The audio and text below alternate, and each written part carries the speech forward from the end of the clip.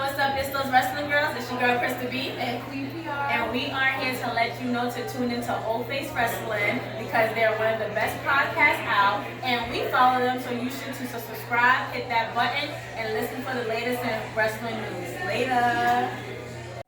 Hey, this is Sofia Lopez from Women of Wrestling, and you are watching O Face Wrestling. Hey everyone, thanks for joining us today on O Face Wrestling. This is your host JT, and today I am joined by the Becky Lynch hype girl, Stephanie. Thank you for joining us today, Stephanie. Hi, thank you for having me. I'm glad to be here. So, Stephanie, today we're going to talk about the NXT Invasion and what we think about it so far. But before we do that, tell us a little bit about yourself.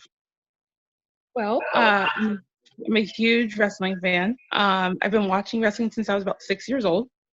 And I kind of left for a while in my 20s, if you will, just because I wanted to be 20.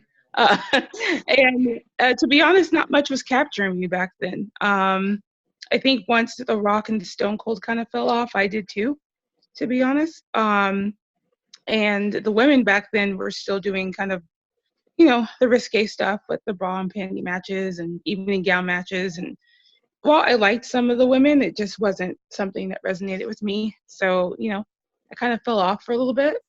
But I came back around 2015, and it was actually the women who brought me back, which is pretty cool. But I live in Arizona, and I have a family. But I think one of my passions, obviously, is talking to the wrestling community and communicating with them and talking to them and going over storylines and scenarios and all that type of stuff. So it's one of my passions. It's something I love doing. And to be honest, I do it for fun, and people gravitate towards me, which is awesome. Because I just like talking to people. So it's a little about me. Oh, cool. Yeah. Same thing with me. Like I was into wrestling as a kid, around the same age as you. I got out of it though more so around middle school, and then I actually got back into it when I was 20. So I got back into it back in like 2010. So a little bit of a different era. You got back into it more in like the Revolution era. I got into it more in the Divas era. So we experienced a little bit of different things, but yeah, same kind of storyline right there. All right, so now let's get to this NXT Invasion. So, first of all, like, how do you feel about NXT actually finally being a part of the Survivor Series pay-per-view? Which is pretty cool. I'm going to Survivor Series this year. I've never been. So I was obviously fully expecting, Raw versus SmackDown, and I was all ready for it. And when they threw NXT in, I was kind of like, oh my God, this is going to be so awesome. I think I'm still trying to figure out how some of these matches are going to work with like 15 people. But it's cool to see like new matchups and like some of these NXT people who have really captured a lot of the wrestling community, even ones that have kind of fallen off, from the main roster, or not as interested in main roster. NXT has seemed to capture those people. So I think it's kind of bringing all the worlds together. So I'm actually really excited about it. I think it was a great idea. Not only that, but it's a great way to market NXT for people who just don't know what it is. Exactly. Like, there's no better time to do this than now because of NXT being on USA. So, like you said, it's definitely a good way to market. Same thing, like you said, like I'm kind of interested in seeing how they're going to do it. Because at first I thought they were going to have like Raw and SmackDown together, kind of like a main roster versus NXT kind of thing. I think that would have probably been better, just so you didn't have too many people. You could have more quality. Like a lot of people are personally like complaining about like Team SmackDown for the women, that it's kind of weak. It's, just Sasha and, I know there's some people who love Lacey and all of them, but it's like, it just seems very thinned out a little bit. It is. I completely agree, actually. They put up the picture today, I think, at some point. It's Sasha in the front, and then Carmella, Lacey, and Dana. And I think they're looking for, the one more to add. And but I'm thinking about them. They haven't even announced the Raw team. And so I'm over here like, okay, obviously I'm assuming the captain's going to be Charlotte. And then I'm like, okay, then who? You have Natty, you have the Iconics, you have the Kabuki Warriors. And then Sarah, they seem to be using and not using. I don't really know what they're doing with her. And then Liv, I would love Liv to be on the team, but I think they're waiting for her to have a bigger debut when she comes back. So I don't think Liv will be on the team.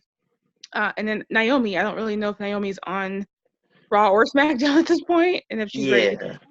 I don't know if she was ready to come back. That'd be awesome if she was on the team. So they haven't even announced theirs, but same thing. It's kind of thin.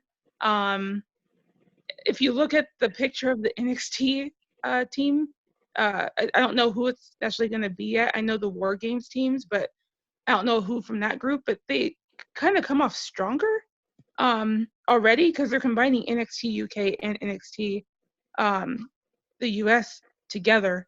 So I kind of thought the same thing. I wish they had just combined SmackDown and Raw, kind of not the oldies versus the newbies, but you know what I mean? Like, I just feel like they could have built a stronger team doing that. So I'm interested to see how it goes. Like I said, it's going to be 15 women and 15 men Mm-hmm.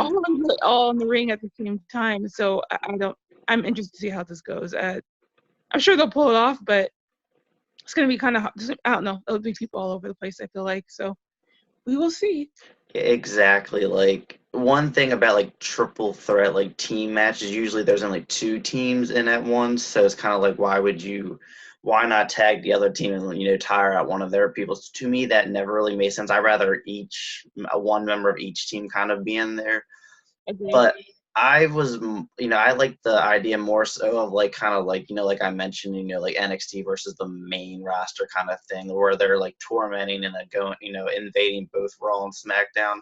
Because you're not really seeing that. You're not seeing Raw invade SmackDown. It's just really NXT invading both Raw and SmackDown. And then you saw, the OC invade NXT and then Bayley.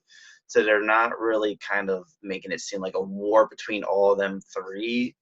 That's like the only thing. It would have definitely been more, better of a storyline if it was just NXT versus both brands. Well, so funny. So I kind of fantasy booked this, but because people keep asking about Becky, obviously, and I get a lot of questions about her, and they're like, she's now becoming the third wheel, and she's not really been a part of the invasions. And I'm like, I keep telling people, I'm like, you have to understand something. I'm like, she's at the top of the mountain out of those three champions. I'm like, she's gonna strike when it makes sense. I'm like, she's gonna strike in a big way. And I'm like, in a way, I kind of want her to rally both SmackDown and the Raw girls and actually attack NXT. I can see them doing that with her.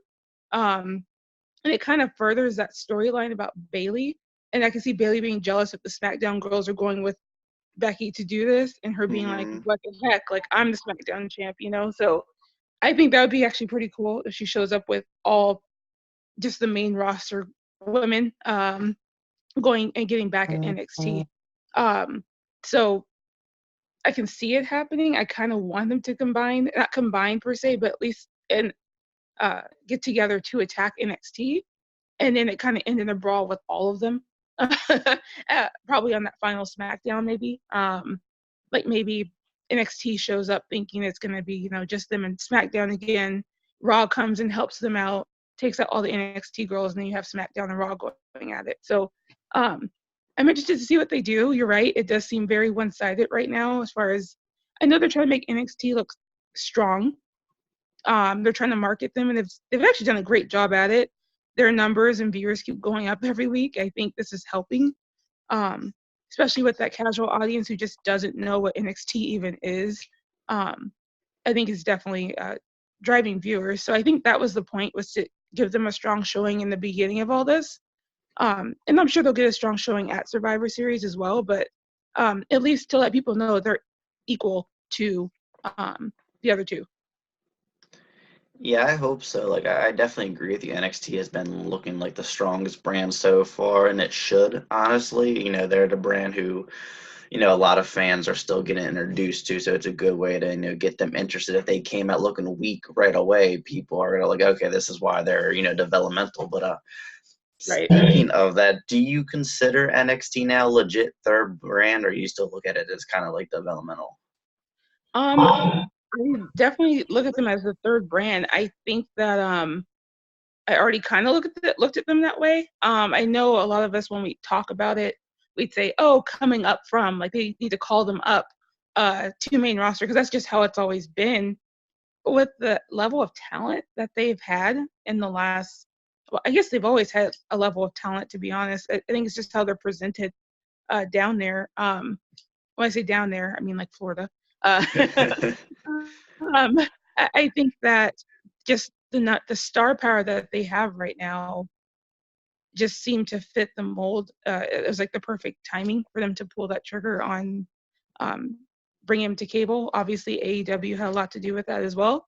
Um, but when you see the response at NXT takeovers, it was pretty clear that people were like, "Oh my gosh!" Like, okay, like people are really behind NXT. They always have been. So I'm glad they decided to pull that trigger. They're definitely equal to me. Mhm. Yeah, I definitely look at NXT as, a third brand as well. I look at it as like separate though, because it is a different type of style though, which is awesome. Very.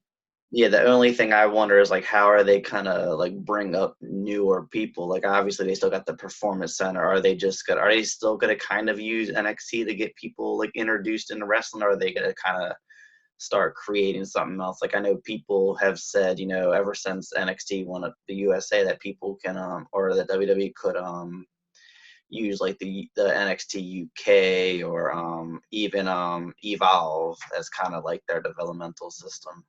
So That's what I kind of figured was going to happen. I figured that either it'd be UK, or it'll end up being Evolve. Um, or to be honest, they might just if they fit a certain mold, or they've met certain requirements, they might even try and introduce them as a complete jobber on Monday Night Raw, SmackDown, or NXT at this point, at least to get them in the ring and get them some exposure. Um, but I think Evolve most likely will end up being the developmental level at this point. yeah, I mean it makes sense honestly. Like I know they're starting to get some of their wrestlers from down there. What's his like name, like Austin Theory? I know he was Mhm. a recent one. Yeah, I haven't seen him really that much on NXT or anything like that, but I do know he did come from down there as well. And I think they just signed Scarlett. Um, Charlotte Bortox or something like and that. Yeah, yeah, I and do know I that.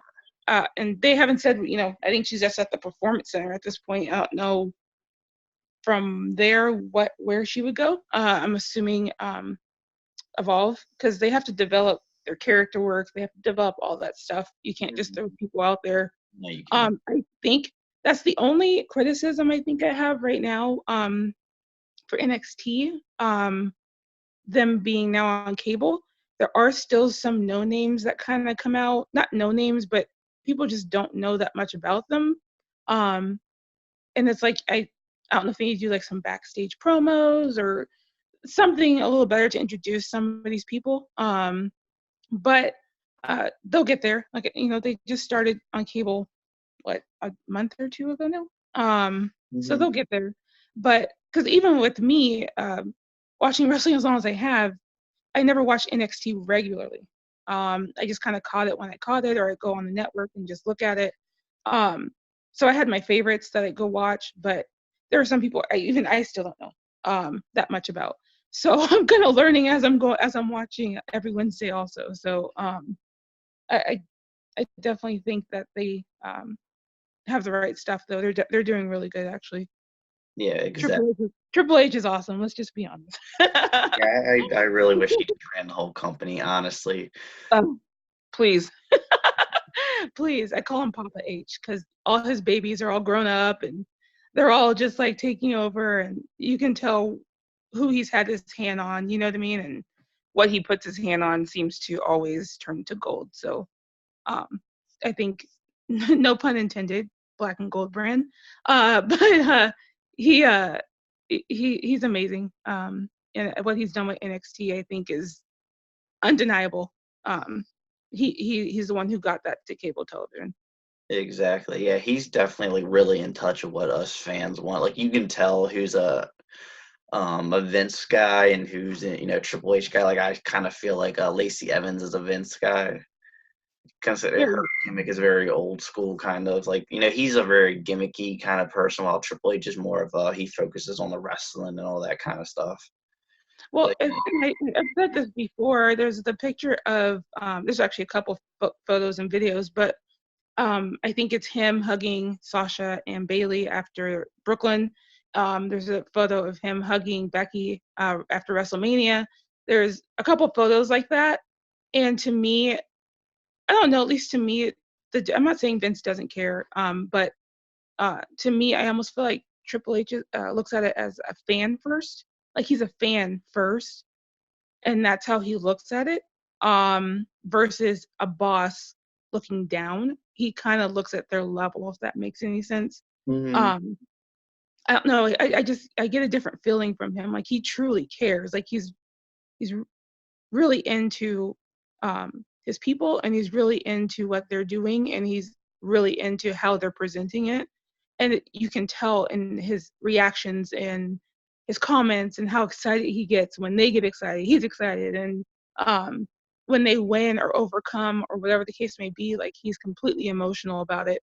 Um, and just watching him hug Becky at WrestleMania and him just like tearing up, and I'm just like, oh my gosh, like he's like their dad. I keep saying this. He's like their dad. Like he's so proud of them. And I just think that's awesome. That you have to have that connectivity.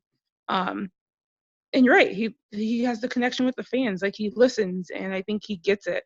So I don't know. I know. I think eventually he'll end up taking over. I don't know when.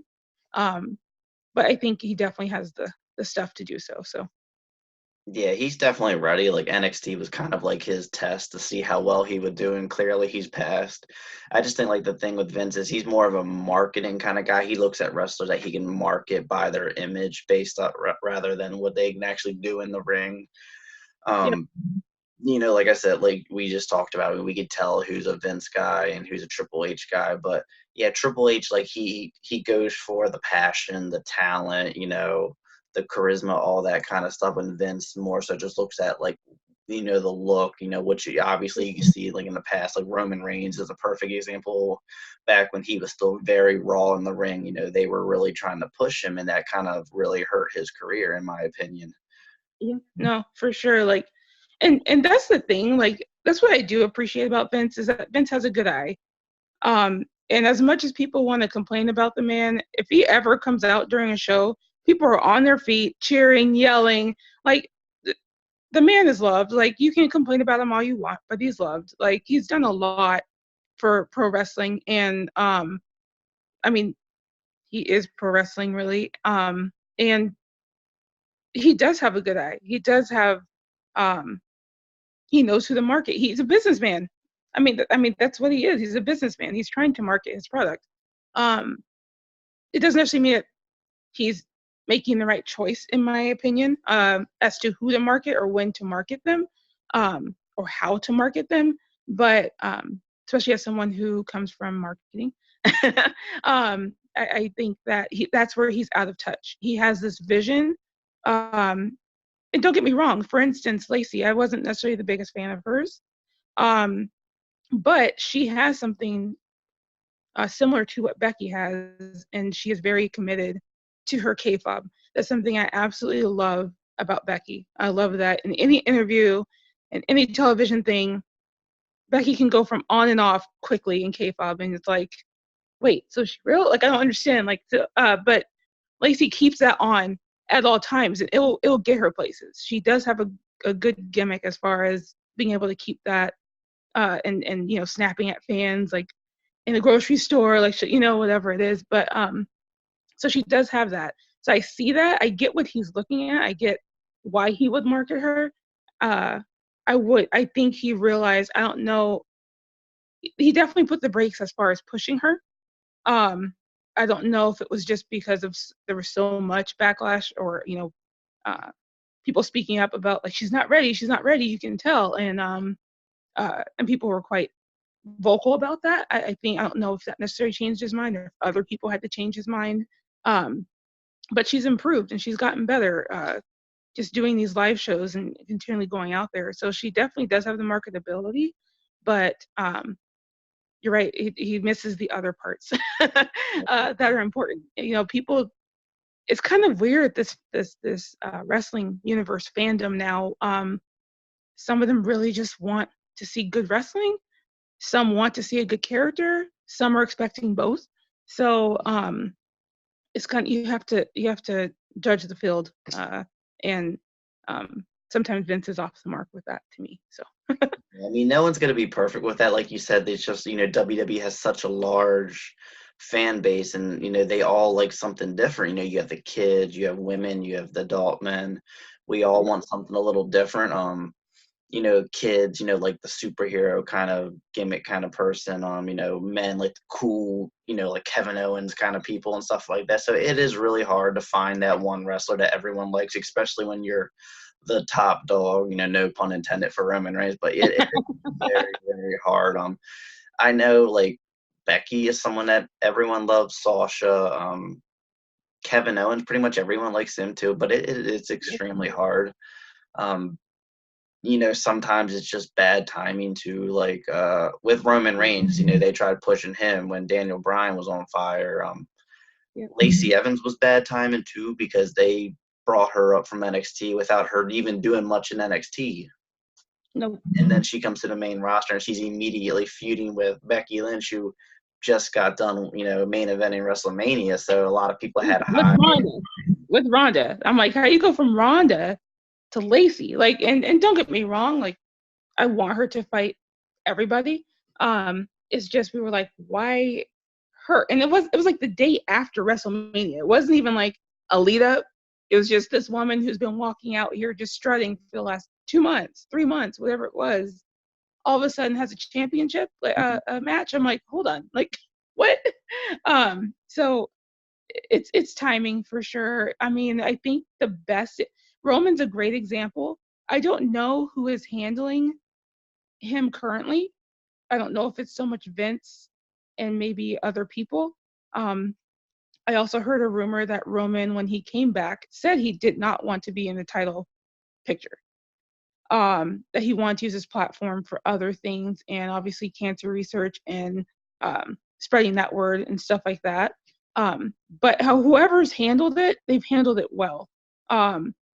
He's doing matches with Buddy Murphy and like other people and putting them over without a title. And that kind of proves to me you can be the face of the company with or without the title. That doesn't necessarily make you the face of the company.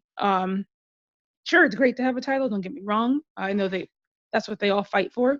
But you can kind of tell Roman's at a different level of life where that's not the most important thing for him. No, don't get me wrong, eventually I know he probably will have a title, but I feel like they've done it right this time with him. They've kind of just let the fans come back to him organically. They did different things with him. The Who Did It storyline with Rowan, they've done different things with him, instead of just saying, okay, let's put a title on him. And I think that's why fans are like, okay, like, they let the fans grow back up with him, or grow back into it with him. The other great example, I think, currently is Seth Rollins. I mean, the man is amazing in the ring. He's one of the most talented people. And I have no personal problem with Seth Rollins in any way. I'm not one of those people who like get all mad about what he writes on Twitter. I'm like, it's an app. Like, everyone calm down. But people have just completely rejected him and his push. And I actually remember I went to Royal Rumble this year, and it kind of sucks. I don't know if it was placement or not, but a lot of people had left before he even won the Royal Rumble. And when he did win the Royal Rumble, not that many people, I'm not saying people weren't excited, because they were, don't get me wrong, but I kind of heard comments and stuff like, oh, like, I didn't want him to win. Like, why did he win? Like, I don't know. There was like kind of this rejection of him, and I don't know what it is. A part of me feels like he's kind of lost a connection to the audience as well. me personally, I don't necessarily connect to his promos. And that sucks. I feel like when he was heel, I don't know, he was just really good at it. And he just really got under your skin, and like you wanted to like boo him, but you're like, God, he's kind of cool. Like, I think that's why so many people want him to turn heel. I think it's just more natural for him. Just people aren't connecting with him as a face. And I kind of get it. If you read his comments on Twitter, which is, it's just him, right? He's a direct guy. Mm-hmm. But it's not really something the face of a company would say, right? Like, so it's, I think that's the contrast. People are kind of like almost thinking he's kind of being fake, in a way, and they're like, well, stop. Like, we know you're a badass. Like, just be a badass. Like, whatever. So I don't think it's on him. I think it's his storylines and how they built him, and the Fiend thing just really hurt him so much. The whole feud. But I think he's the perfect example of someone they're trying to push, and people are just completely rejecting it. And it sucks for him because he's a great wrestler and he's been around for a long time. And I think he fully deserves to be the head of the company or face of the company, but people just aren't taking to it. Exactly. Like when he was like, I love Seth Rollins. I obviously in general prefer a heel, so I did love him as a heel. And I feel like, like you said, as a heel, he's better on the mic. Very. I think Very. just because I know for a long time when he was a heel, a lot of people actually wanted him to be a face. I was seeing people on the internet saying that WWE was throwing away money by not turning him face. But then when they did turn him face, it just did not work out. I feel like he didn't really gain momentum as a face until he changed the beginning of his theme song to Burn It Down. Yeah. I think, that, kind of started giving him some momentum and all. But then, me personally, I was very excited about him winning the Royal Rumble. I think it was after, kind of like with Becky, like his first feud was very underwhelming. It was Baron Corbin. And I think that's kind of what hurt him. He hasn't really been in anything hot. And then after Baron Corbin, it's right back to Brock Lesnar, a feud that no one really wanted to see again. Right. The feud with The Fiend, in my opinion, was really good leading up to Hell in a Cell. Seeing Bray Wyatt torment him, but then it got very unrealistic, in my opinion. Like having stomps. first stomps did Bray Wyatt taken. My thing is, like, I get they're trying to make him look like immortal, but 3 months down the road, is he going to be getting pinned after the zigzag by Dolph Ziggler? Like, you kind of have to keep up with this. I think some people just kind of said, hey, this is clearly unrealistic, and like we know that it's fixed, as adults, but you got to still make it more realistic. And then with the blood too coming gushing out of his mouth and all that, it was cool. From I'm a big horror movie fan, but still, it's just like like he would be dead probably. Yeah. I don't like, they really did book themselves into a corner with that one. And you're right. It was Baron Corbin, who is totally a Vince guy. And obviously they're definitely pushing Corbin obviously as a top heel. And don't get me wrong, I'm actually a Corbin fan. I totally like Baron Corbin. People are like, what? I'm like that one fan. I'm like, yeah, Baron. And I didn't like him before, actually. I didn't like him when he was feuding with Seth. It was after that he kind of grew on me, if you will. So I'm actually totally a fan of Baron Corbin now. But it was kind of like, you're right, after Mania. Actually, it started at Mania for me with Seth. I was upset that they are building him as this, person who overcomes whatever, and he went with a low blow. Like, I was kind of like, okay. I was like, that's not really okay. Like, I especially for Mania, I was like, I don't know if I would have had him win with a low blow. Then I got excited because I'm like, oh man, like Seth Rollins and AJ Styles are gonna feud, and they gave us the match right away at Money in the Bank, and I'm like, really? Like, just one and done? And that match was amazing, like absolutely amazing. It completely delivered. It was actually my match of the year until I saw Sasha and Becky at Hell in the Cell. that was my match of the year, was Seth versus AJ. Then you're right. Then they threw Brock Lesnar right back at us, and I was like, okay. And then they pretty much destroyed Seth. At him throwing him on the medical bed, and I mean, it was just a lot. I was like, oh my gosh, like okay. And then to be honest, the SummerSlam match again was amazing. I actually loved that match with him and Brock. And I was like, okay, yeah, okay, he's back on it. He's back on it. And then the Fiend happened, and I was kind of like, okay, like same thing. I was actually into it at first. I'm like, oh, like this is different. Like, and them showing Seth cowering in the corner. I'm like, oh my gosh. I'm like, okay, this is pretty cool. But when they actually started like wrestling, and there's like, Hell in the Cell and the 10 curb stomps and the red lights. I can't even get into the red lights. Like, don't get me started. I get it. I get what the red light's supposed to symbolize. I totally understand the storytelling behind it. But as a fan, I'm like, my eyes hurt. I don't want. Uh, I don't know. I don't know. And um, they just need to turn him heel. To be honest, it's just more natural for him. It goes along with his personality in general. He's just a direct person. Um, I think the part that he likes about being a face is interacting with fans because he loves the kids, right? Kids love Seth Rollins, absolutely love him. And when he's a heel, he can't necessarily do that. Mm-hmm. So I kind of get them trying not to pull that trigger, but I just think it fits him. And I feel like something huge is going to happen at Survivor Series with him. I think he's going to turn on his team. I To hope be honest with you. I really think he is. I think he's going to help NXT. I don't think he's going to join NXT. I think he'll stay on Raw, but I think he's definitely going to help NXT win their match. So I'm hoping it's coming at least because I don't know. The man's getting booed out of buildings, which, totally sucks. But I mean, at least he's getting some kind of reaction, I guess. Speaking of that, because that actually reminded me of a question that I had I actually did not have for you, but talking about turning on, what about Finn Balor? Like, he's been kind of like teasing, being a part of either the Undisputed Era or the OC. Who do you think he's actually going to join?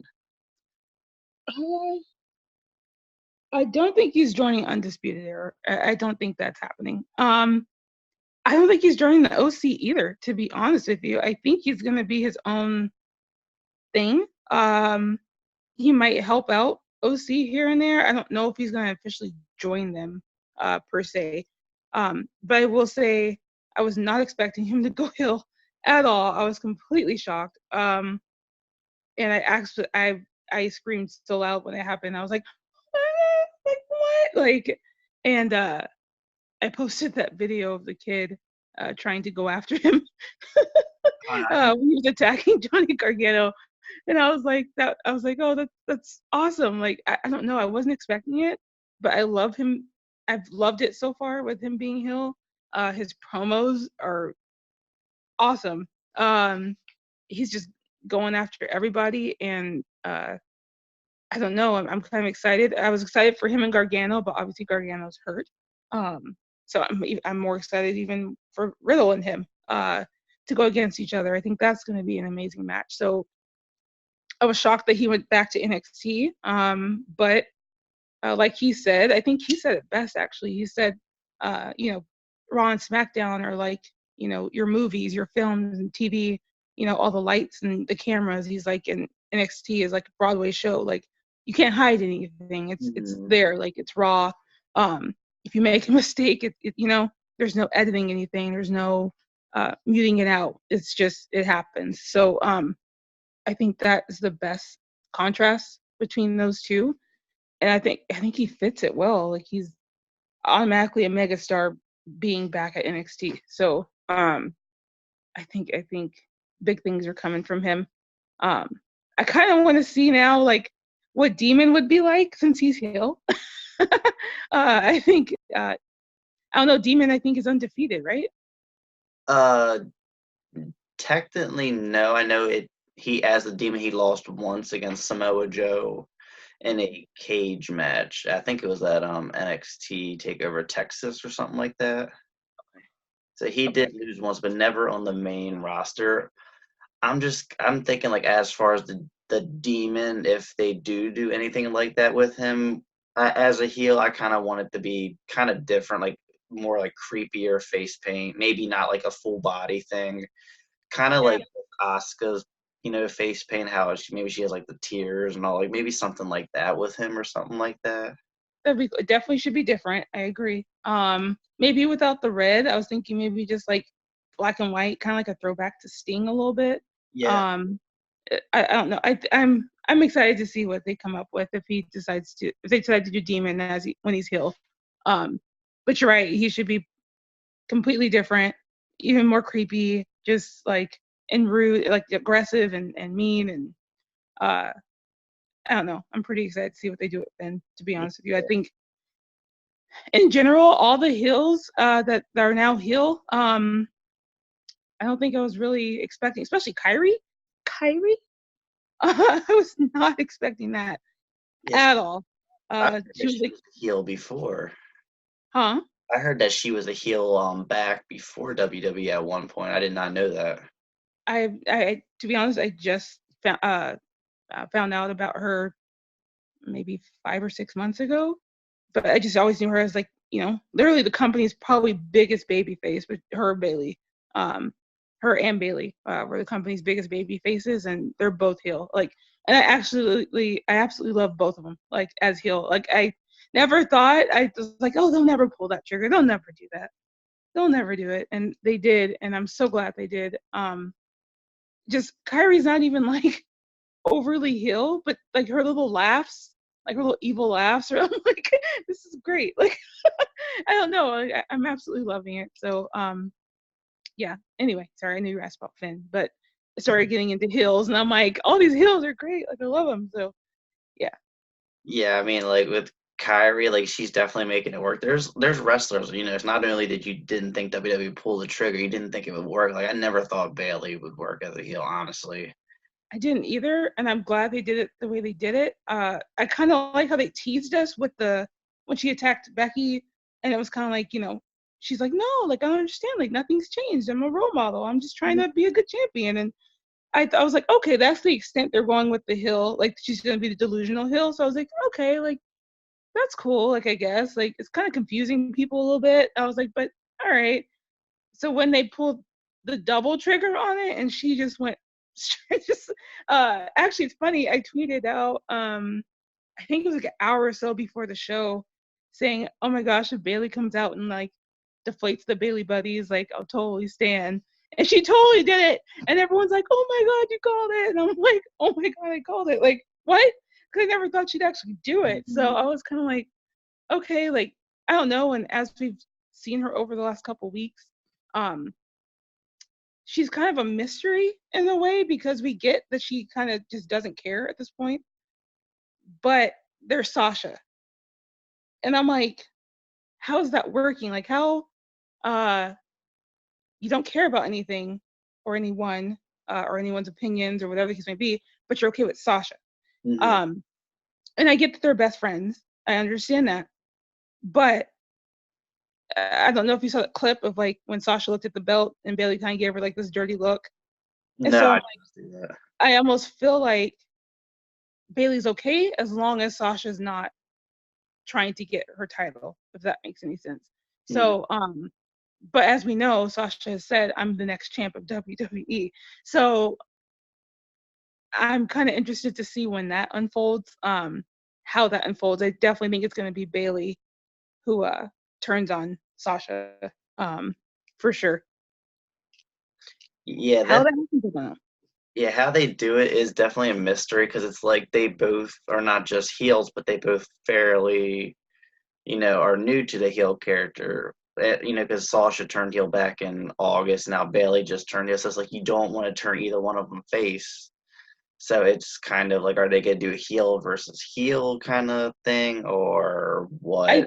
To be honest, I think they are. Because some people seem to think Sasha's going to go back face, but I don't think that she is. I think that number one, and I've said this since NXT, Sasha should have been a heel this whole time. I don't understand why she wasn't. That's how she was in NXT, and she was amazing at it. But I think these are both two different, totally different type of heels. So I do think it's going to end up being heel versus heel, because either way, and I think you know this, no matter what a 4 horse woman is in the ring, if they're against each other, they're both going to get cheered. Hmm. You know what I mean? It's going to be half cheering for one and half cheering for the other. It doesn't really matter if they're heel or face. And I think they know that. So I can kind of see it being just these two heels, like, who both think they're the best and both think they're the most dominant, just going at each other. So and there's a connection. They're best friends, and I think people will connect with that. So I'm interested to see. I think it might happen at Mania, but we'll have to see. We'll have to find out. Yeah, I definitely agree. I'm kind of thinking that maybe Sasha will win the Royal Rumble, and that'll be her kind of excuse to go after Bailey. But I think it was. I'm also kind of thinking that what if Ronda Rousey returns and wins, and then she goes after Becky? So then they need to create another way to introduce that rivalry between Bailey and Sasha. But I think Sasha, in my opinion, I believe will be running. I believe she'll be winning the Royal Rumble. I think, and I think she'll go for Bailey's title. To be honest, with Ronda, she doesn't necessarily need to win the Rumble, because there's already heat there. There's already a story there. There's already background. There's already full-on reason why Ronda would just go after Becky without winning the Rumble, if that makes any sense. Like, she has full-on reason to just,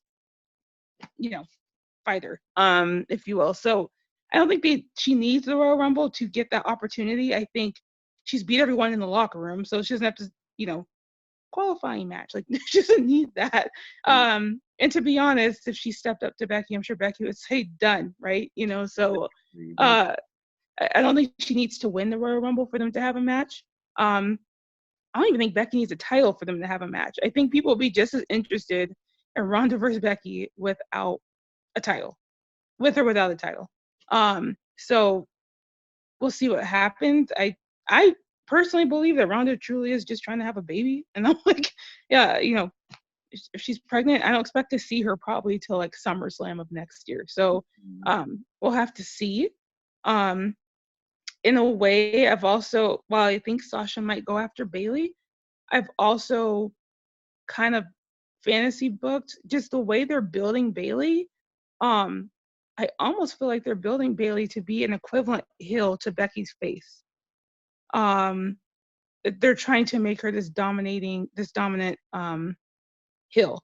So I do believe there's a possibility she could drop that title to Sasha, either at TLC or Rumble. And Bailey might go after Becky. And they're the Mania match, because I just feel that I don't know, they're really focusing a lot on Bailey and Bailey's character. I know people kind of jumped on me because I'm Becky's hype woman, but I'm telling people I think Bailey's gonna win at Survivor Series. So they're like, "What do you mean she's gonna win?" Like, I'm like, Becky doesn't need the win. exactly. She doesn't need the win. She is completely dominant. She's completely proven herself. I do not feel that if she wins at Survivor Series, it doesn't help her, it doesn't hurt her. You know what I mean? To me, the person who needs it the most is Bailey. Shayna has beat Asuka's record as the longest NXT champ, so she's already established herself. Becky's completely established herself. The only one who's not established is Bailey, as a heel, as a top heel.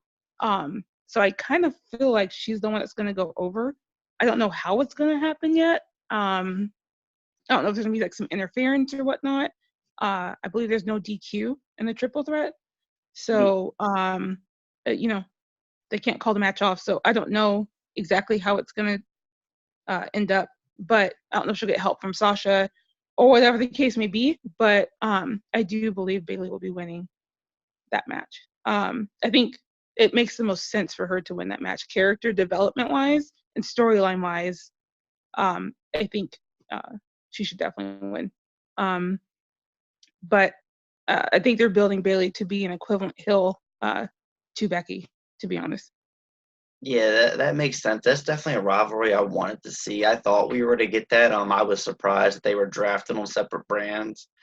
I Yeah. was just like most people. I was expecting Sasha to beat Becky at Hell in a Cell for the title, and then Becky would go to SmackDown and challenge Bailey. But they didn't do that, so they might be kind of doing the reverse. Have like you said, Bailey win the Royal Rumble, and then maybe go after Becky. Something Yeah. like that would be really cool. One thing I do like about that match though is like it's hard to predict who's gonna win, and I like an unpredictable match because it's hard to bet against Becky. It is. Very valid point with Bailey, and then it's hard to bet against Shayna as well because It is. she could get the win just to help NXT. It's not necessarily making doing anything for herself. It could be more so getting a win just to make NXT as a brand look stronger. So Right. could go either way with that match, but to me, it's a win-win for the most part. I'm happy with anyone winning that match. Same. I was like, same. I think I'll obviously if Becky wins, I'm gonna be happy. Like I'm biased anyway, but but I'm also huge on storylines and I'm huge on character development. Um, and I like things to make sense. And to me, what makes sense is Bailey establishing herself. Um, and I just think she gets the most out of the win than the other two. Like I said, the other two are both established. I think a couple things. I think it depends. If they want Shayna versus Becky later, that's a later time, um, then they can't necessarily end it at Survivor Series with those two. Mhm. You know what I mean? Because I do think eventually it will be Shayna versus Becky at some point next year, um, in a bigger rivalry.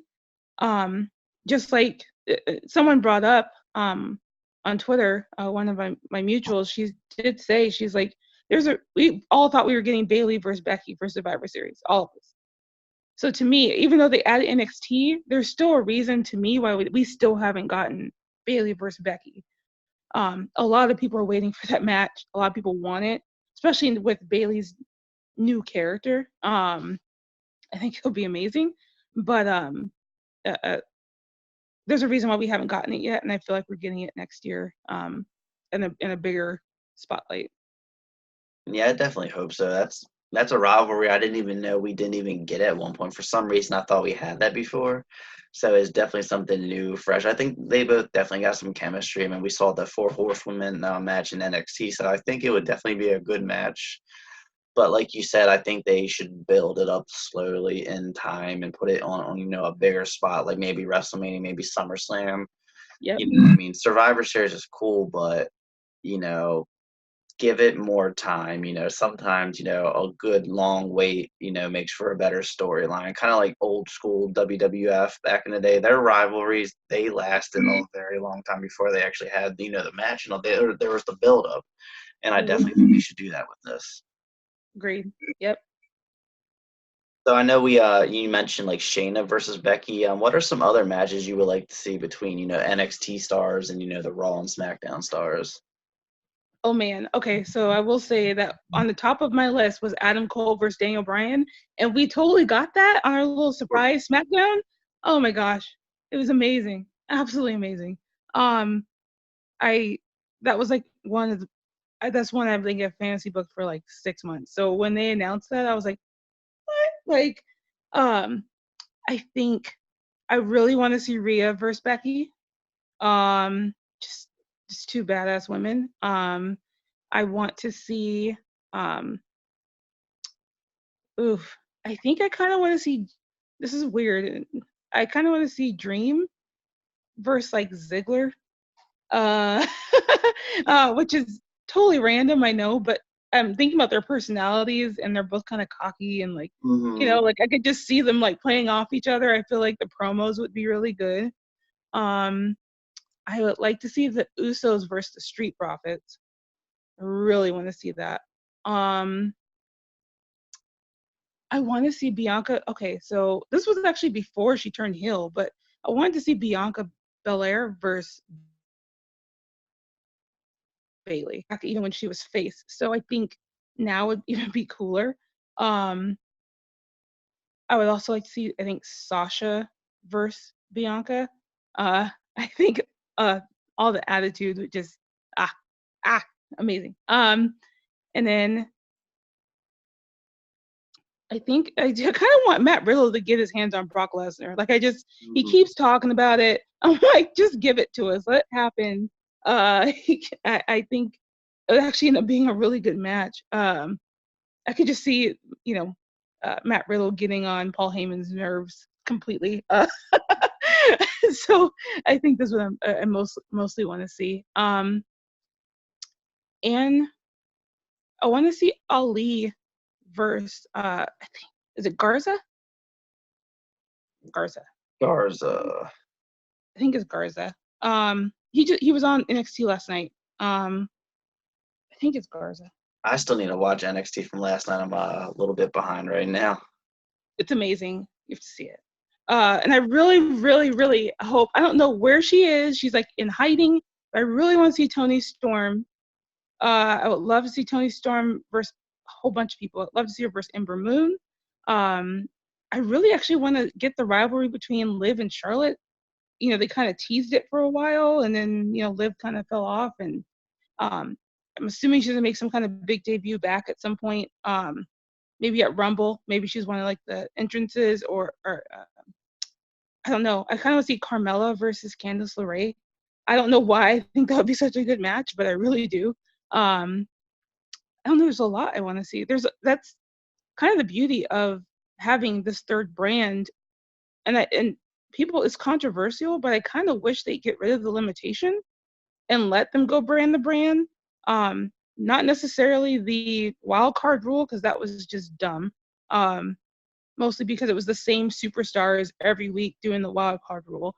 I mean, like, just being able to have someone show up to NXT and say, like, all right, like, you were talking crap about me. Like, and start a rivalry that way. Like, it doesn't necessarily have to be like only 4 people can move over or travel to the. I'm like, that's dumb. Like, just let rivalries happen. I don't know. I think those are the main ones. I want to see. I want to get the fatal. Well, this isn't really brand crossover, but I really want to get the 4 Horsewomen Fatal 4-Way. I want to see Ember Moon. I'd like to see Ember Moon go up against Charlotte. Yeah, that would be a really good match, honestly. They've never fought. It'd be a great match. It'd be great. I wanted that one for a while. I think she's out though for like a year or something, right? I hope not that long. I know she's injured. I haven't heard anything about how long. I don't even know what, injury she has, honestly. Oh, okay.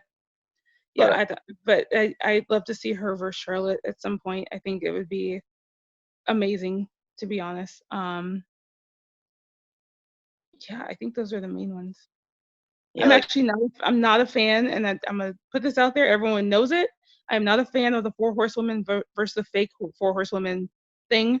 I think eventually maybe, but I just don't think the other women are up to the level of the other 4, and it wouldn't even make sense. Like, Bayley just took out 2 of them in a night. Like, you know what I mean? Like, I don't know. I'm not a fan of that happening right now. Maybe down the line, but they're not even building. I can't even say Mary and Jessica, or and Jessamine Duke. Yeah, they're not even building them on NXT as a strong tag team. They just lost to Tegan and Dakota, like 3 weeks ago. So I don't know. I just don't see it. And people are like, oh, I can't wait for the 4 Horsewomen feud. And I'm like, why? More so like the hype, I mean, I think Ronda and Shayna would carry that team, honestly. But yeah, it's more of the hype. I do personally want to see it, just to see it, honestly. Because I know they've been marketing themselves as 4 Horsewomen for a few years as well. So I just want to see it.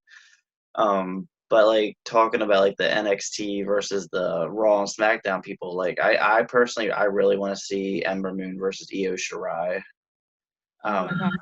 Yeah. Yes. We I wouldn't mind Ember Moon versus a heel Asuka. I know we saw them fight in NXT, and their matches were absolutely amazing. So I don't know, like, how do you? I know you're a big Ember Moon fan, so I'm gonna ask you a question.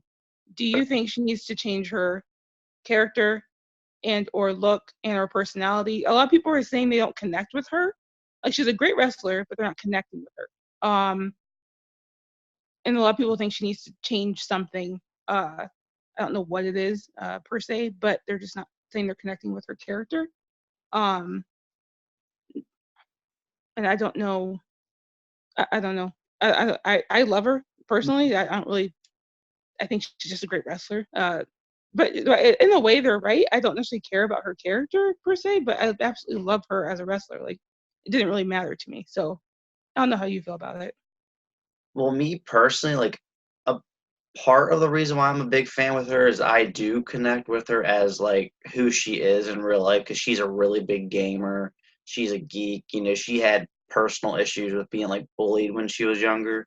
So I connect with her from that standpoint because you know I follow her on social media, so I see her post this stuff. I watched her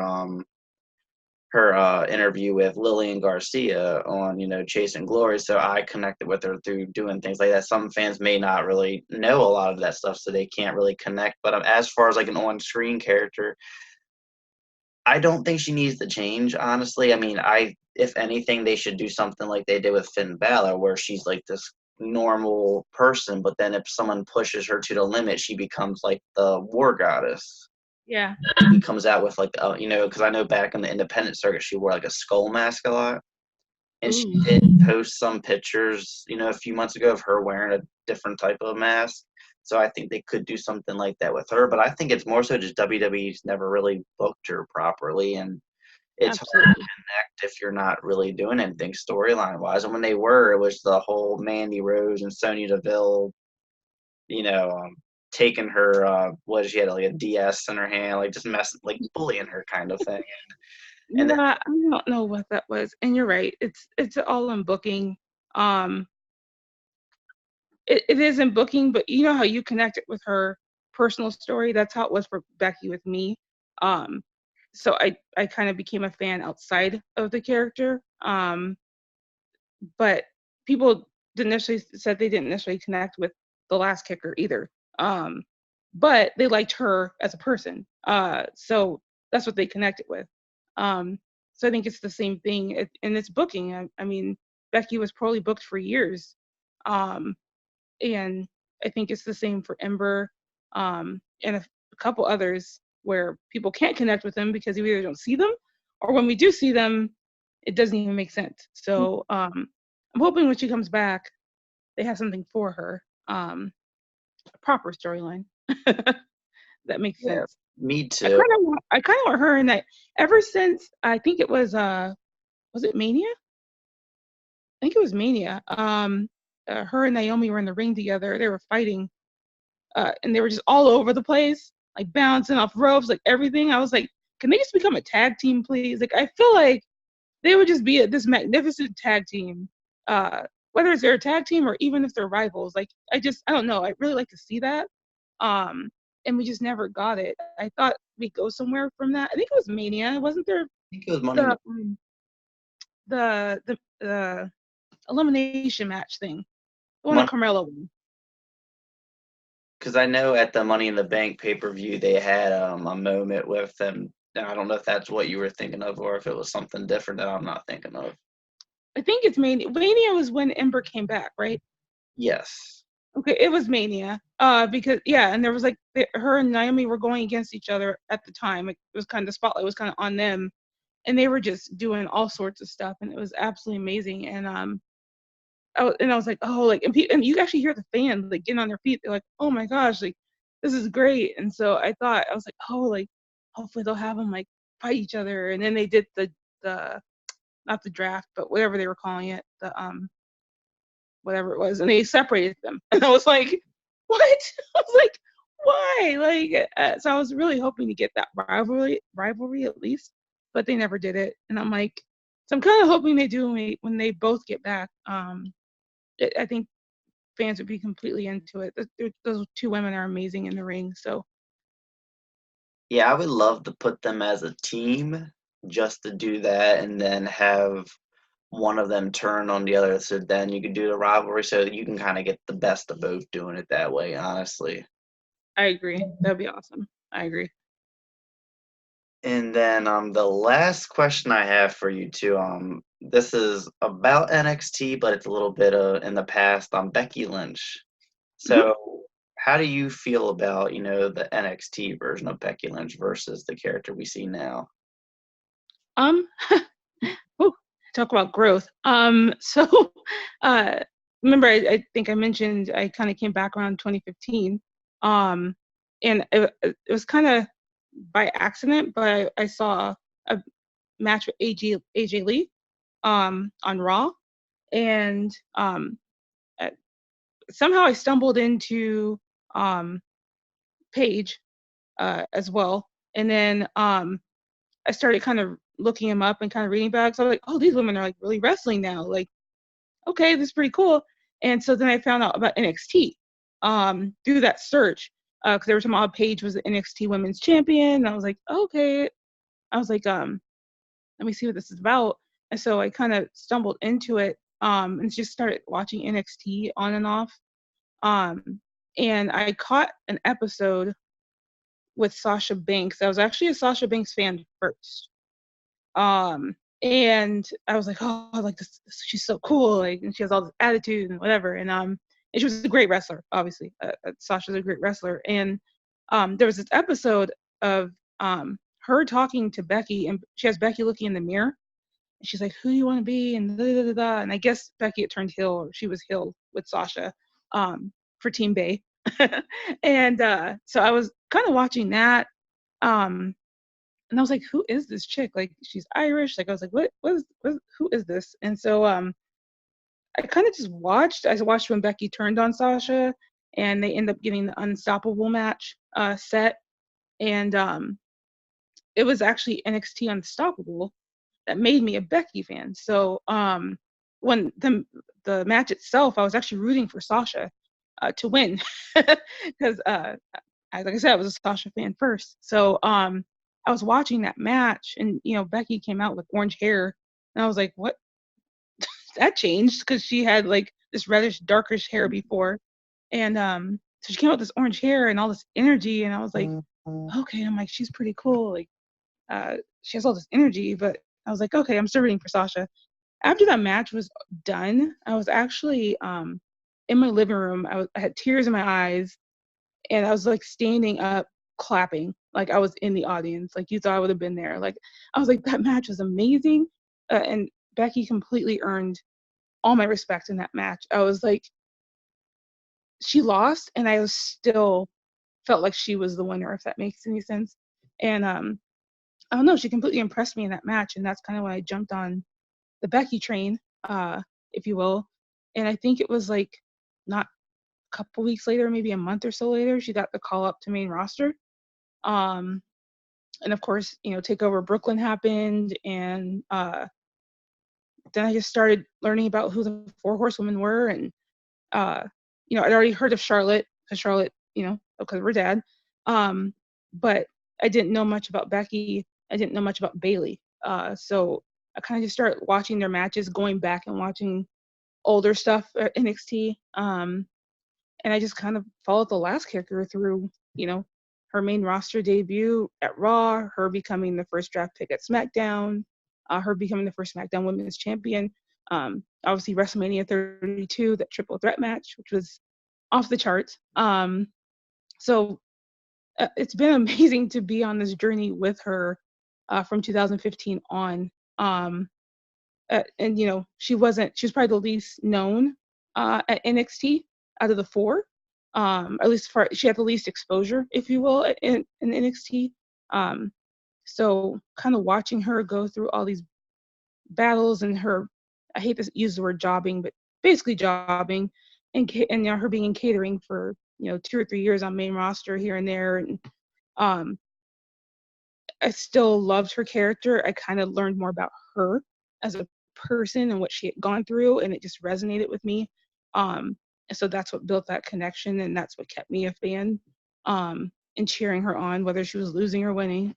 Um, and I don't know, I believed in her, and she helped me believe in myself a lot of the time. So uh, I think the last year for any fan who's been a fan of hers for more than this year, I think has been a whirlwind for most of us, because we're not used to her getting this kind of exposure. We were not used to her being like in the spotlight. Like, we're not used to any of that. So, and it's still kind of surreal to me, to be honest with you. But I'm so proud of her. I'm so absolutely proud of her, because I believe in the person behind the character.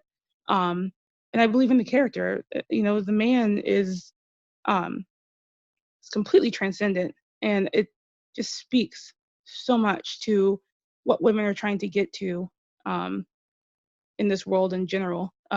And she's done it, and she's figured it out. And some people get it, some people don't. Some people are for it, and some people aren't. But she doesn't care. She That's kind of what I love about it. As long as she's getting a reaction from you, whether you love her or hate her, that's her goal. Like, she wants you to be mad and dislike her. She wants you to cheer for her. She doesn't care which one it is. She's like, I want you to care, and if you care, then I've done my job. And people care, and I think that's awesome. And I feel like they've really pulled the trigger on the four horsewomen this year, and them just taking over and leading these divisions. Like, that's kind of what they needed, because once Ronda left, it kind of just fell. So the four of them have stepped up and really just started making things happen again. So I'm proud of all four of them. Yeah, I think it's a perfect time to really showcase all the four horsewomen. Honestly, there are fans, like you mentioned, that just aren't really for it. They feel like they're being overexposed and it's taking away the other opportunities. But realistically, all four of these women, I mean, from a marketing standpoint, obviously it makes sense. We talked about that earlier in the video, but they're all very talented wrestlers. They're very passionate, and they deserve the spotlight, especially because we're seeing it more so be like Becky and Bayley, who were the two least relevant of the four when they first started. So it's nice seeing them kind of get all this exposure. Especially like with Bayley lately, because she was the one I thought they dropped the ball on her when she first came up, and I kind of lost hope when anything big happening with her, and they're finally like giving her a proper title run and everything. And Becky, I was huge into Becky, back in the, I still love her, but it is really nice seeing her finally like get that exposure and become a main eventer, because she was the only one never to win the NXT Women's Champion. She, I believe, was the last one to win a main roster champion, and it seemed like they were trying to do something big with her when she had went to SmackDown. I mean, like you said, she was the first woman drafted to SmackDown, and then she dropped the title to Alexa Bliss, and just kind of she became just another female on the roster. And they finally got dedicated into her push at SummerSlam last year. So it's she has come a long way. She's really evolved, and that's what you're supposed to do as a wrestler. You can't just do the same character for years. It gets very stale. So I highly admire Becky. I think they've had some hiccups with the booking. Like we also mentioned earlier about the feud with Lacey wasn't something we wanted. I know a lot of people weren't a big fan of the whole bringing their relationship, with her and Seth on TV as well. I think that, kind of maybe hurt it a little bit. But I mean, everyone has their own opinions. Like, I prefer the relationship to stay off TV just because it doesn't fit like the character. At least for Becky, her being the man and all, it kind of didn't fit her character and all. But I mean, I'm very, very proud of how far she's come and where she's at now. I think she was definitely the right choice to be like the face of the women's division. Um, I I think. Oh, go ahead. Sorry. No, I was just saying I'm kind of thinking that maybe it's time to for her to pass the torch to someone. But right now on Raw, there's really no one. Like we were just talking about how thin things are. Like Sasha was the perfect person, and now she's on SmackDown. Bayley's on SmackDown. As far as Raw, I don't want to see Charlotte with another title reign.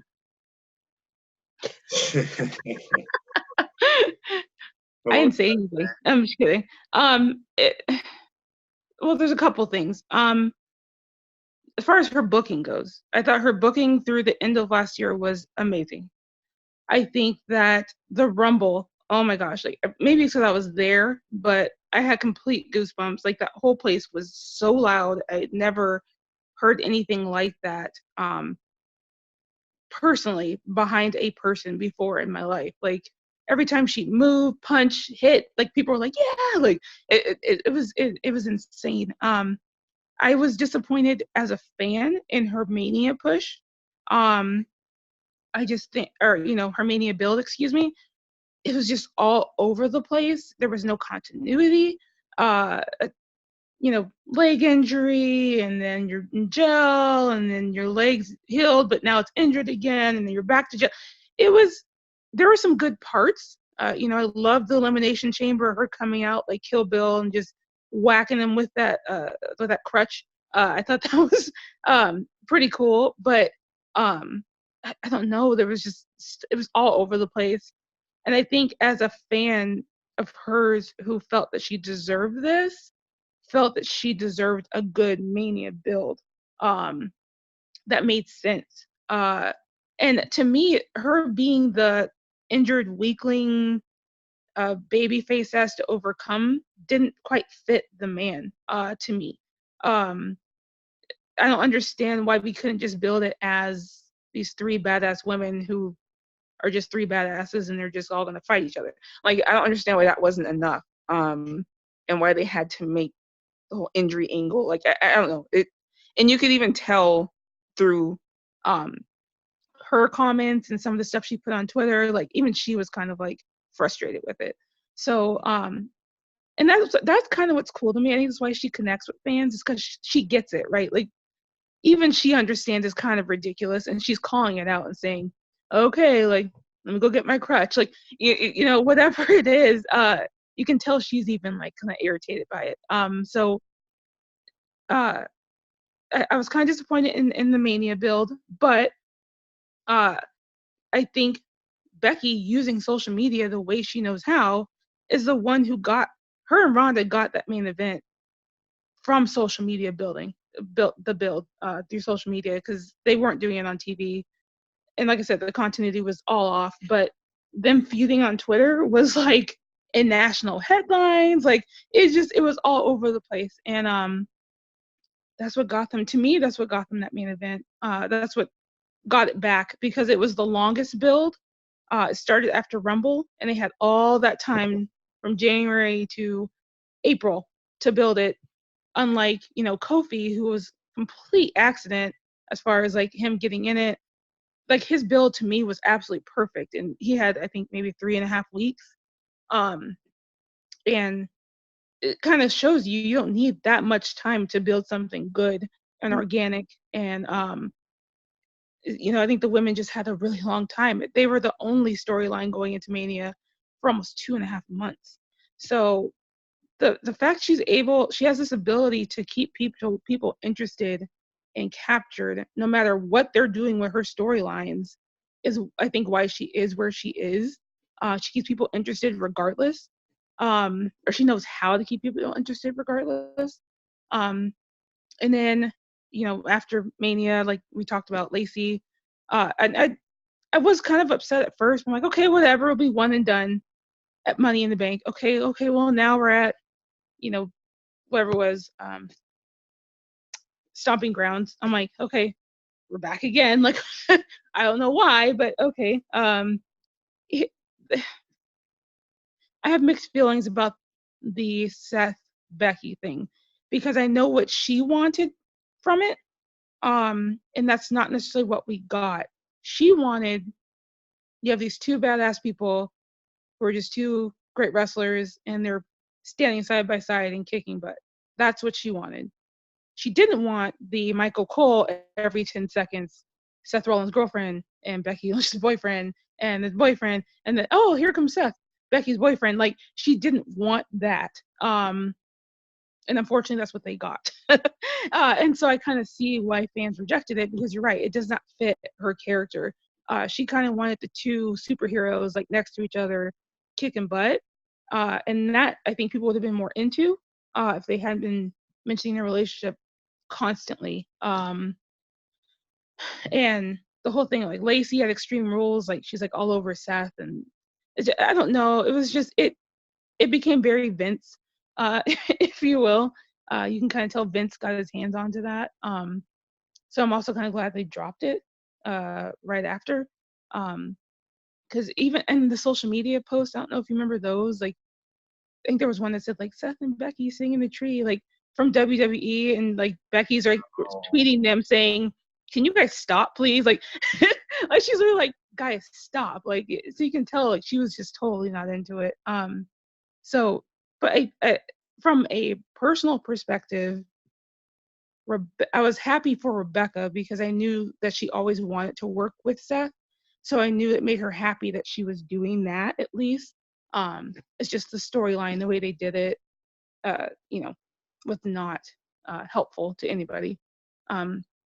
But I absolutely loved the SummerSlam feud with Natty. I wasn't expecting it. I wasn't expecting to care about it as much as I did. I think they did a great job in building it. Becky kind of playing more of the heel in that uh, um, feud. She was the antagonist, and still getting completely cheered. I think people were having bets like, "Oh, is Canada gonna boo her? Is Canada gonna boo her?" And they pretty much cheered the whole time until she started trying to do the sharpshooter, and then she got some boos. People were not happy about that, but she did it on purpose. Obviously, she wants to get a reaction out of them. So I think she made Natty look. I think it not that she made Natty. I think Natty stepped up in that feud, and she looked great. And I thought that was a great match. And then the next night when Sasha's music hit, I think I might have screamed so loud. Like, my husband was like in the kitchen. I'm like, ah!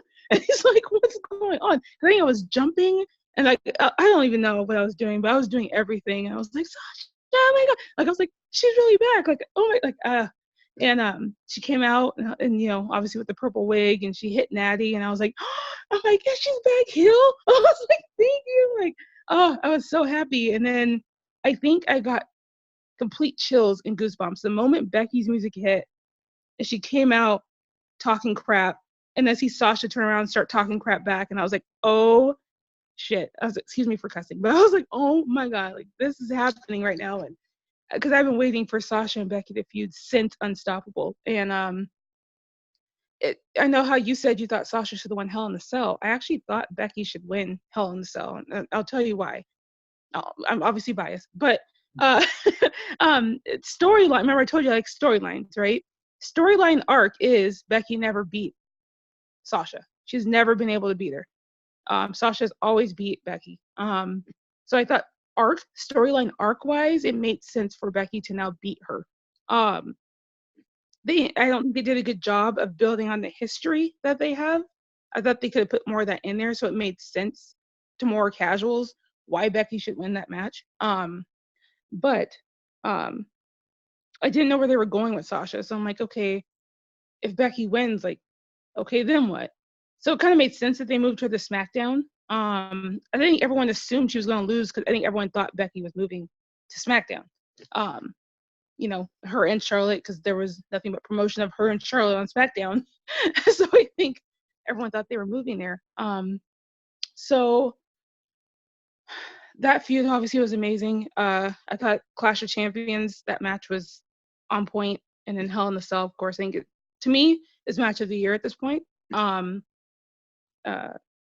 I can't think of one that beats it. I think Io versus Candice might be up there as well. That was an amazing match. But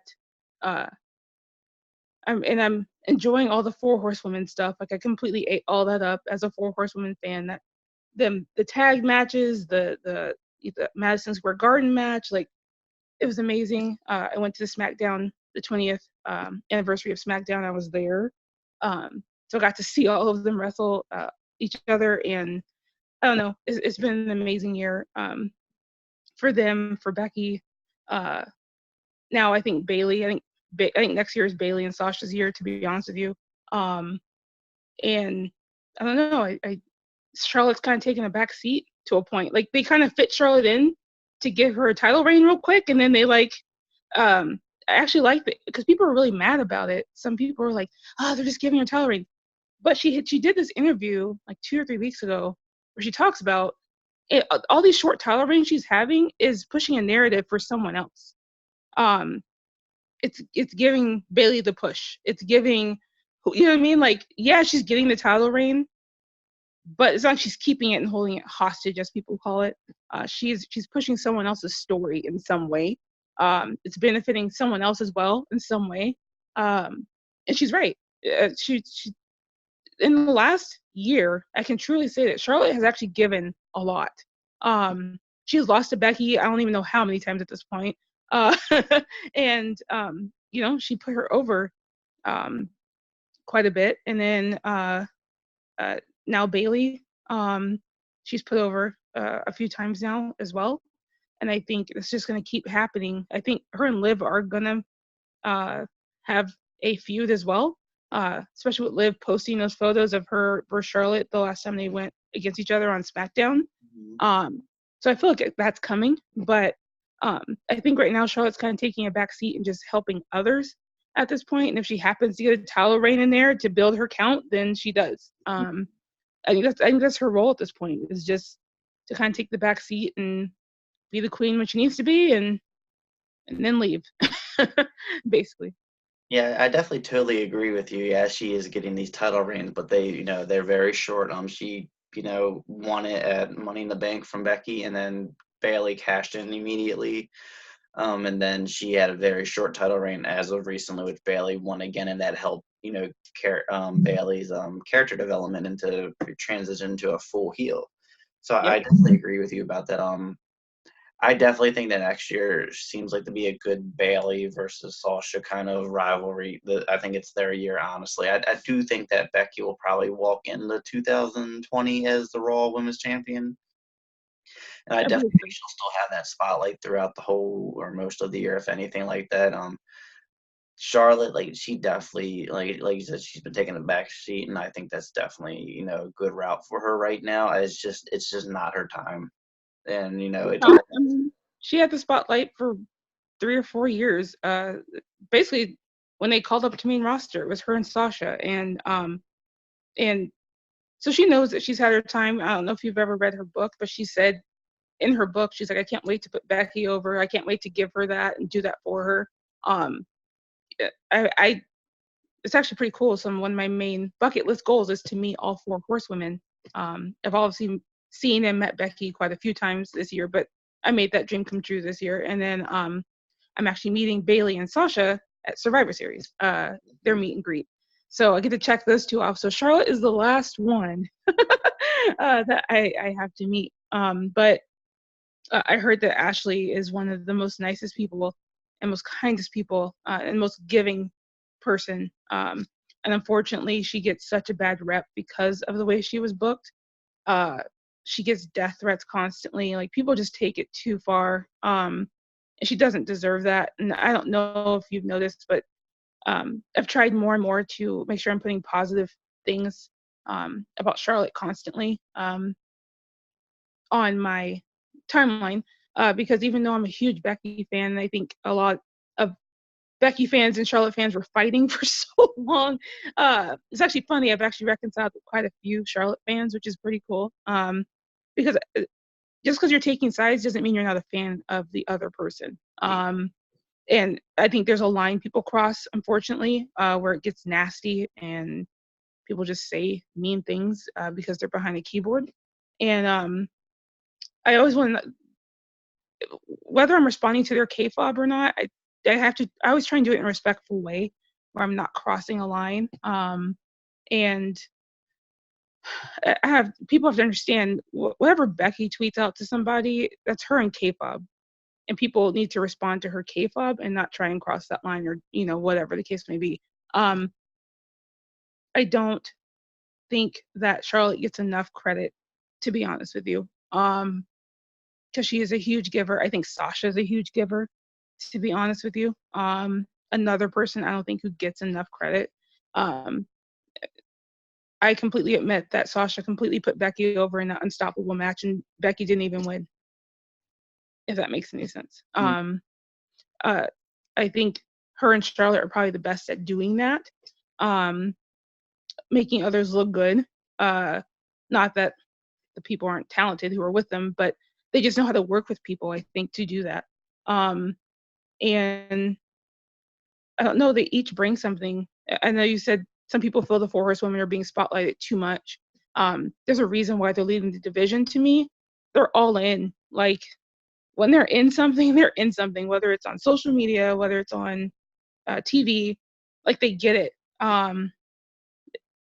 Sasha and Becky almost killed each other in that cell, like, for our entertainment. And I'm like, they get it. I mean, don't get total backlash for this, I'm sure, but I don't know if you saw, but I think Sasha kicked Alexa Bliss really hard or something. I forgot, and there was like all this stuff.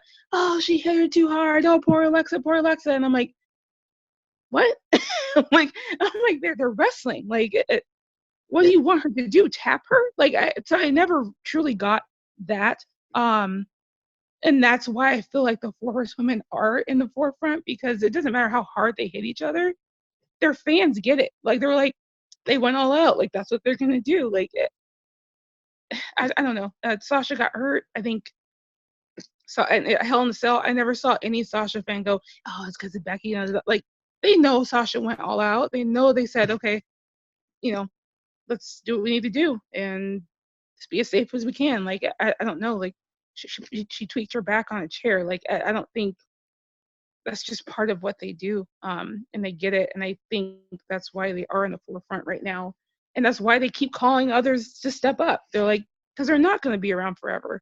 I think, unfortunately, not unfortunately, fortunately and unfortunately, being women wrestlers, they might want to have kids one day, and they might want to get married, and they might want to start families. So I'm like, unlike men, who can, step away for a little bit when a baby's born and come right back, women can't necessarily always do that.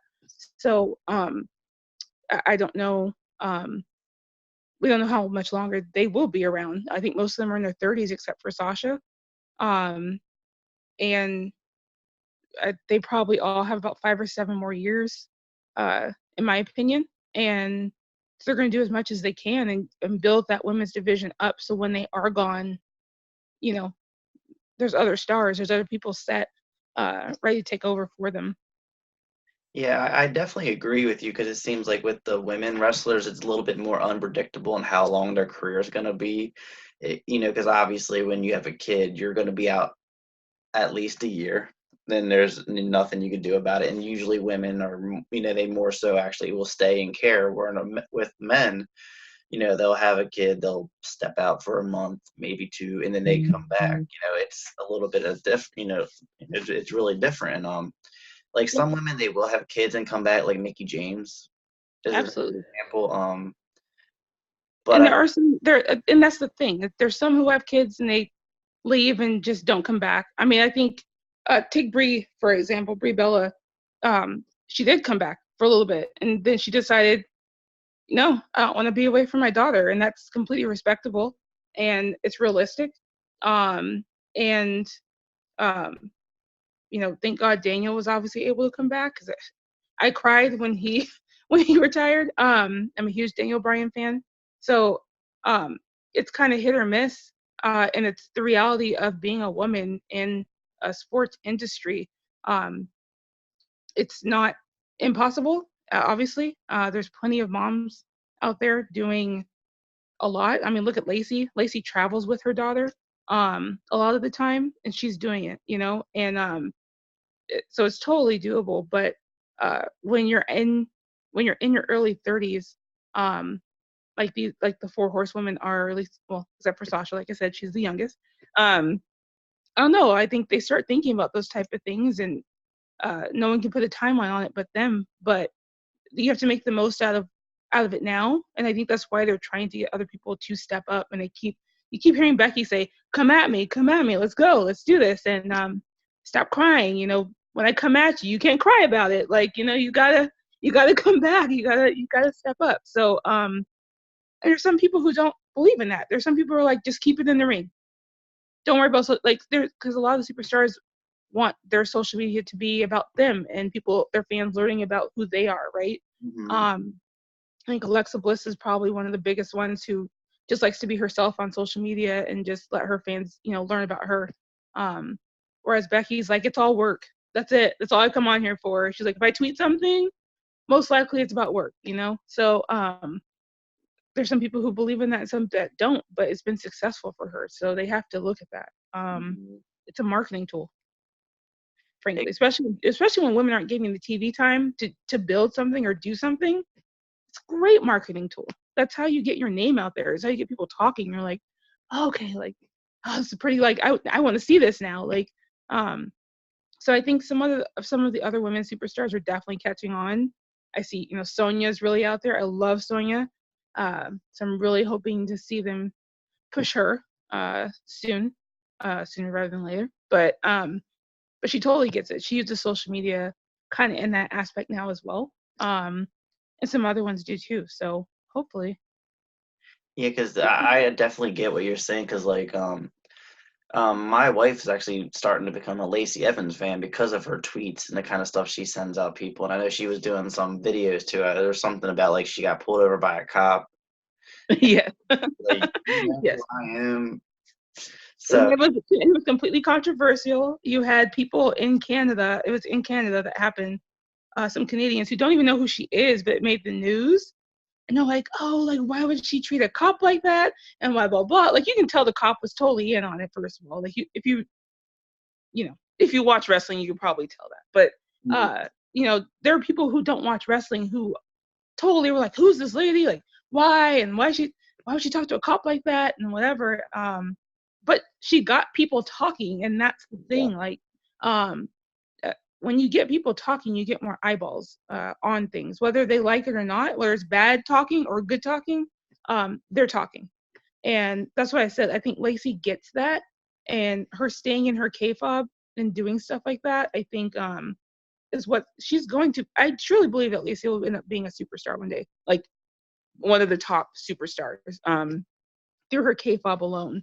So I think she gets it. And I think that if more women can get to that point, I already think women's wrestling is the best thing on TV, personally. But at least they have most of the most anticipated matches to me. I think they've won in the polls for match of the night the last 2 pay-per-views.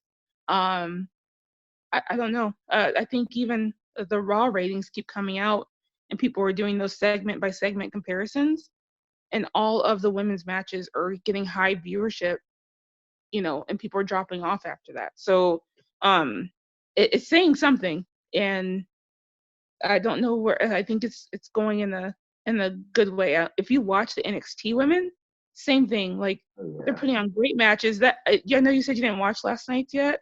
not yet. But oh my gosh, that match with Mia and Io, oh my gosh, like it was crazy. It was nuts. And it was so good. And I think it put Mia on the map, to be honest with you.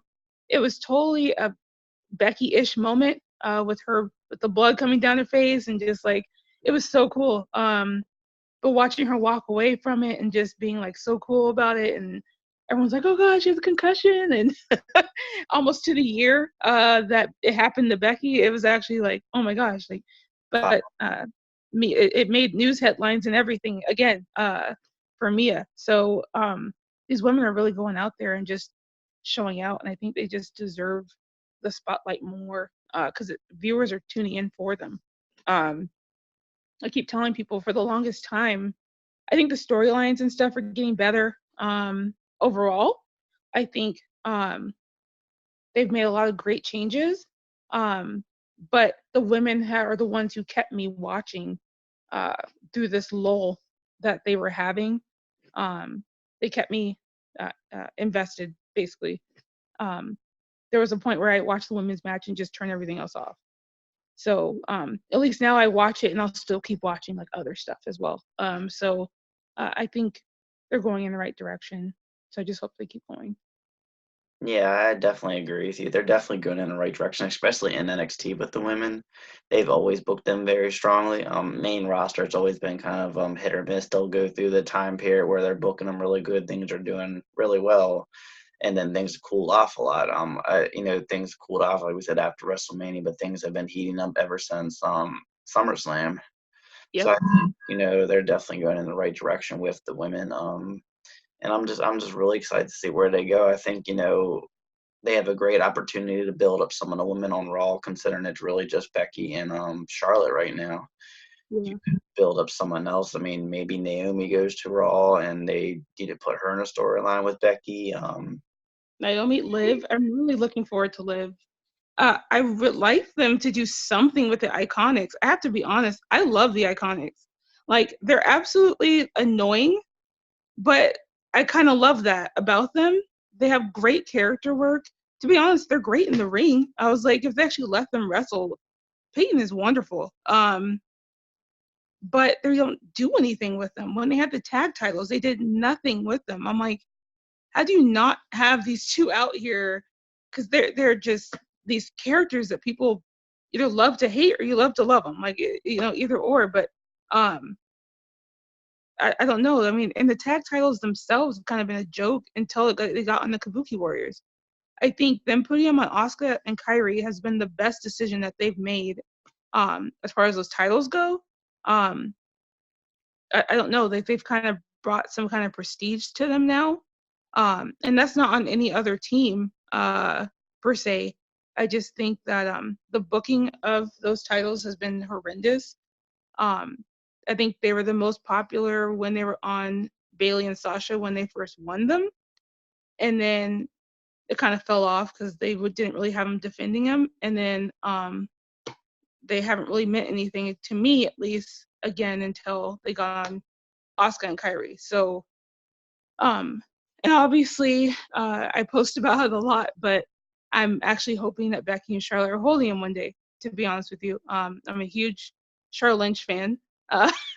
So watching them kind of have this dynamic of them getting back together and kind of getting along, but they're not really getting along. And like, I think it's actually a cool dynamic. I think we've seen it in the past, kind of like The Rock and Mankind and like Daniel Bryan and Kane, like that awkward, I really don't like you, but we're kind of tag champs. We have, I can see that with them because they'll never be best friends on TV again. But I can see that dynamic. So I think eventually they might get them.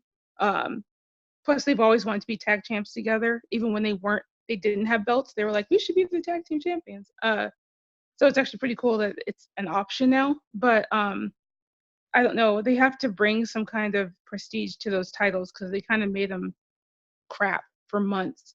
I think Asuka and Kairi are doing a great job of bringing that back. And Asuka, with her being heel, I think, again, it was one of the best moves that they've made. The green mist thing, I think, is absolutely brilliant. Gross, but absolutely brilliant. Yeah, I'm a huge Asuka fan, so I was kind of mad about her beating Becky at Rumble, and then I'm like, okay, but it's cool. She just put her over, like, great. And then they did nothing with her, and I was just like, are you kidding me? Like, you just kept her off TV for like almost 3 months. She was the SmackDown champ. We didn't even see her, and I'm like, what? So it was a little frustrating, but okay, she was off for like 2 months, but I think they're finally booking her the way she should be. And they kind of brought Kyrie along, and that was a nice surprise. So I think they're doing a great job. I think they definitely are too. There's no better team right now to have them titles on. The Kabuki Warriors are definitely revitalizing these titles. Because honestly, like, to me, it made no sense to take it off Sasha and Bayley just to do nothing with the Iconics. It's kind of like, I assume they had a game plan, and clearly they didn't. Yeah. I thought maybe they were just using them as transitional champions, and they were going to put it on, the Kabuki Warriors a lot sooner than what they did, and they didn't. They ended up they teased it, and then they kept the Kabuki Warriors off TV pretty much the whole summertime. Well, I heard a rumor that they were supposed to be on the Iconics not for so long. I heard that they were actually supposed to lose them to Nikki and Brie. But when Nikki was not being cleared, they kind of just kept them on them, waiting to hear what was going to happen with her. And so when she found out she could not wrestle anymore is when they were like, okay, let's just keep it on them until we figure out what we're going to do. So they didn't really have a plan B. And again, that's just a rumor, but my understanding was they were supposed to lose them to Nikki and Brie Bella. So, and obviously it didn't happen. And they just did nothing with them, which totally sucks because, again, I don't know. And they kind of made random teams. I kind of liked, what was it called? Fabulous Glow.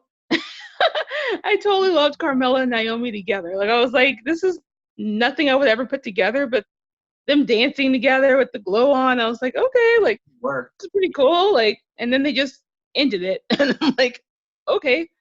So I don't know. I think they're getting back there. They have to build that tag division a little more, which is why I don't think they've split Sonya and Mandy. As much as I want Sonya to get her singles push, I think they need the tag teams. So I don't know. We'll see where they go, but I think right now the Kabuki Warriors are definitely the people to have them on, and they're doing a great job with it. Yeah, I definitely couldn't agree more with you with that one. But yeah, I think that wraps it up. I think we covered everything about the invasion and definitely a lot more, which was really awesome. I mean, we definitely got to talk about the Four Horsewomen, which was really fun. I mean, I never argue about talking about Sasha or Four Horsewomen in general. And we Yeah. covered, the tag team division. I think that was really awesome, Stephanie. So yeah, definitely thank you for joining us today on the show. It definitely means a lot because I know you seem to keep pretty busy. So it was definitely nice that you made time to, guest on the show. Did you have any? Did you want to plug in any of your social media? Any of my social media. Well, if you want to follow me, I'm on Twitter at theBLHW, and I'm on Instagram at theBLHW, which stands for Becky Lynch's Hype Woman. So I was given that name by a mutual, and a couple people co-signed on it and were like, yeah, that's pretty much what you do. So I was like, all right, well, okay, I'll call myself that. And I haven't heard anyone disagree. So just kind of stuck, but follow me on there if you'd like. Awesome. Yeah. Yeah, definitely follow her on there, and make sure you follow us on Twitter at OFace Wrestling, and also look us up on Facebook. We are not on Instagram yet, but I'm planning on doing that early next year. And yeah, thank you again for tuning in, and we'll see you all next week.